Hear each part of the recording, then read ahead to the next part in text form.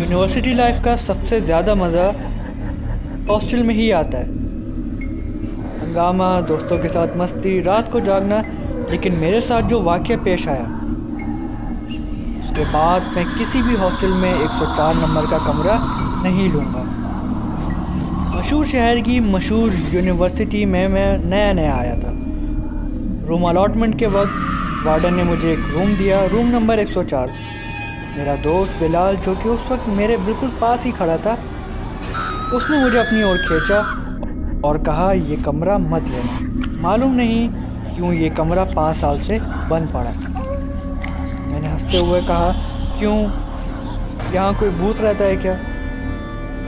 Warden ने मेरी ये बात सुन ली। उसने मुझे घूरा और कहा, यहाँ बकवास नहीं करो, ये कमरा तुम अकेले ही ले लो। बस एक बात याद रखना, इस कमरे की किसी भी चीज़ को छेड़ना मत। फ़ैन, लाइट, मेज़, किसी भी चीज़ को हिलाना मत। और रात को लाइट बंद करके मत सोना। ये बात थोड़ी अजीब सी थी। मैं खामोश हो गया और मैं और बिलाल उस रूम में आ गए। जैसे ही हम उस रूम में दाखिल हुए तो उस रूम की सब चीज़ें बहुत पुरानी थी और उस रूम की दीवारों पर येलो कलर के स्टेन्स लगे हुए थे, यानी कि दाग लगे हुए थे। और उस कमरे से एक अजीब सी स्मेल आ रही थी, जैसे किसी ने एक लंबे अरसे तक उस कमरे में सांस भी ना लिया। मेरे और बिलाल के पास सिर्फ 2 घंटे थे इस कमरे को साफ करने के लिए। जब हमने वो पुरानी चादर ज़मीन से उठाई, उसके नीचे फर्श पर कुछ गहरे निशानात थे, जैसे किसी ने अपने नाखूनों से उस फर्श को बहुत बुरी तरीके से खुरचा। बिलाल ने फ़ौरन उसे वापस ढक दिया। मैंने कहा, क्या है ये? बिलाल ने बोला, मालूम नहीं यार, छोड़, तू उस दरवाजे को देख।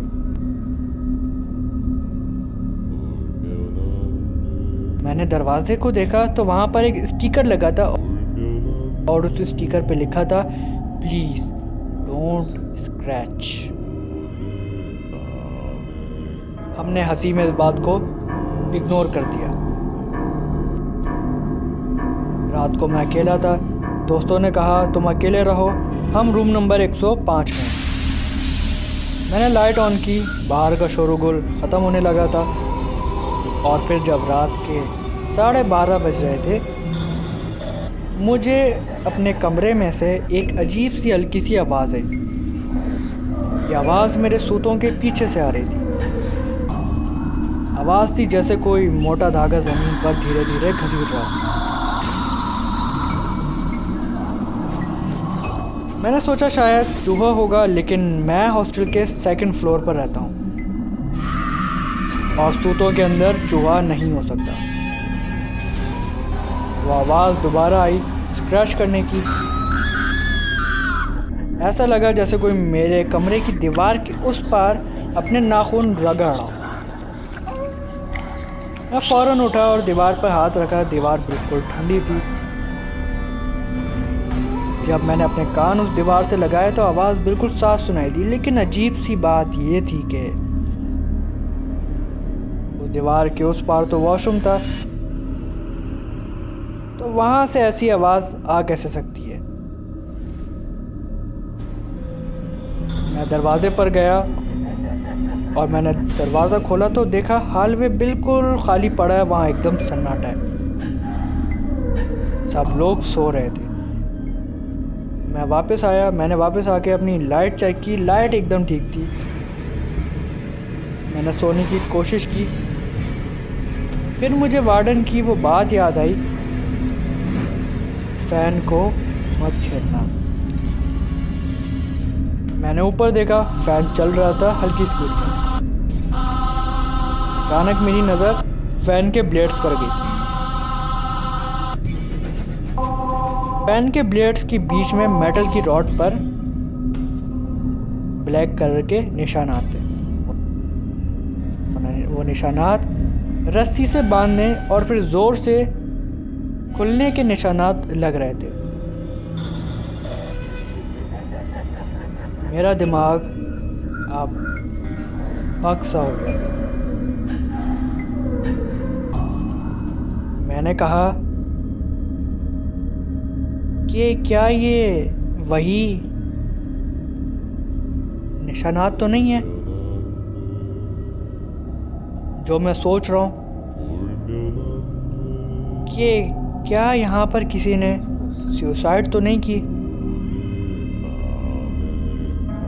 ये सोच के मैं घबरा गया और मैंने डरते डरते वो मेज़ खींची और उस पर चढ़ के फ़ैन को देखा।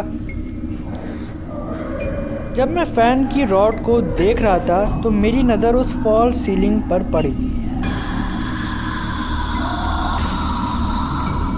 जो रूम के कॉर्नर में थी और वहाँ से थोड़ी सी टूटी हुई थी। अब वहाँ से मुझ पर थोड़ी थोड़ी मिट्टी भी गिर रही थी। वो फॉल सीलिंग हिल भी रही थी, बहुत हल्के हल्के, मगर हिल रही थी। मुझे लगा मेरे ऊपर कोई है और वो छत के अंदर रेंग रहा है। मैं जल्दी से नीचे उतरा और मैंने दरवाज़ा लॉक किया। मैं बिल्कुल नहीं सोच रहा था कि मेरा हर फैसला सिर्फ डर की वजह से था। मुझे याद आया कि वार्डन ने मुझे उस कमरे की किसी भी चीज़ को ना हिलाने का कहा था और वो नाखून रगड़ने की आवाज़ अब दीवार से नहीं बल्कि बिल्कुल मेरे ऊपर से आने लगी थी। मेरा दिल डूब सा गया था। मैंने शोर मचाया, कौन है? बाहर आओ वरना मैं वार्डन को बुला लूँगा।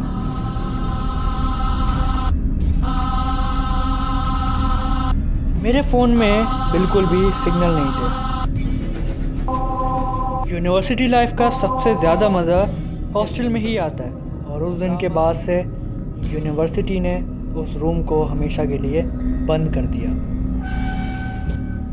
बहुत लंबी और गहरी सांस, जैसे कोई बहुत देर से सांस रोक कर बैठा था और अब उसने अपनी सांस छोड़ी हो। फिर उस टूटी हुई फॉल सीलिंग से, उस सुराख से मुझे एक उंगली नीचे आती हुई दिखी। वो उंगली बहुत लंबी और बारीक सी थी। उस उंगली पर बहुत मिट्टी लगी हुई थी। वो उंगली धीरे धीरे नीचे आने लगी। मैं चीख नहीं पा रहा था, मेरा गला बंद हो चुका था। मैं बेड से नीचे गिर गया और उस वक्त मुझे वही पुराना डर याद आया जो मैं बचपन में सोचता था। वो डर कि हमारे बिस्तर के नीचे कोई है। मैंने घबरा कर मुड़ के देखा तो बेड के नीचे कुछ नहीं था, वहाँ सिर्फ अंधेरा था। और जब मैं वापस ऊपर देखा तो छत का वो टूटा हुआ हिस्सा अब पूरा खुल चुका था और वहाँ से एक इंसान उल्टा लटका हुआ था। उसके बाल लंबे और घने थे और बेहद गंदे, और वो आदमी मेरी तरफ देख रहा था, मुस्कुरा रहा था। उसके दांत पीले टूटे हुए थे। मैं ज़ोर से चीखा। मैंने दरवाजे की तरफ भागना चाहा लेकिन उसने मेरी शर्ट ज़ोर से खींची और उसने मुझे अपनी तरफ खींचा। उसकी ग्रिप इतनी मजबूत थी कि मेरा जिस्म सुन्न हो गया। मैंने आंखें बंद की और अपनी पूरी ताकत से उसे धक्का दिया। वो आदमी फॉल सीलिंग में वापस चला गया। मैंने दरवाज़ा खोलकर हॉस्टल में चीखता हुआ भागा। मेरे दोस्तों ने मुझे दीवार पर बैठा हुआ देखा, जहाँ मैं बस बैठ के शिवरिंग कर रहा था। वो मुझे अपने साथ अपने रूम नंबर 105 में ले गए। अब अगली सुबह वार्डन ने मुझे बुलाया। उसने कहा, मैंने तुम्हें कहा था ना, फ़ैन मत छेड़ना। मैंने सब कुछ बता दिया। फॉल सीलिंग से उंगली आई। वार्डन ने एक गहरी सांस ली। वार्डन ने कहा, बेटा ये कोई भूत नहीं है। मैं हैरान हुआ। मैंने कहा, तो ये क्या है? वार्डन ने मुझे घुमा दिया कि वो भूत नहीं, वो तुम्हारा वहम है, ताकि यूनिवर्सिटी की रेपुटेशन ना ख़राब हो। खैर, वार्डन ने मेरी बात ना सुनी तो मैं अपने प्रिंसिपल के ऑफिस गया। मैंने वहाँ जाके ये सारी बातें उनको बताई तो उन्होंने वार्डन को फ़ौरन हुक्म दिया कि मेरा रूम चेंज किया जाए। अब इस बार मुझे रूम नंबर 128 दिया गया था, लेकिन मेरा सामान अभी भी रूम नंबर 104 में ही था।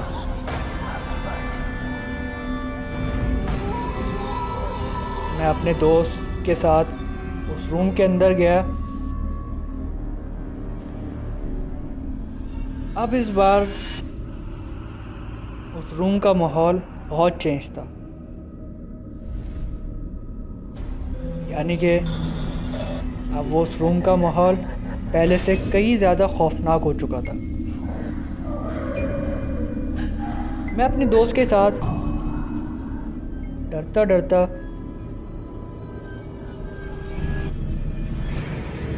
उस रूम के अंदर दाखिल हुआ। मैंने और बिलाल ने मेरा सामान उठाया और हम जैसे ही मुड़े तो हमने देखा कि उस फॉल सीलिंग से वही बाल दोबारा हमें दिखे। वो बाल बहुत नीचे थे। हम फ़ौरन से उस रूम से बाहर भागे और हमने उस दरवाज़े को लॉक किया और दोबारा हम उस रूम के पास फिर नहीं गए। और उस दिन के बाद से यूनिवर्सिटी ने उस रूम को हमेशा के लिए बंद कर दिया।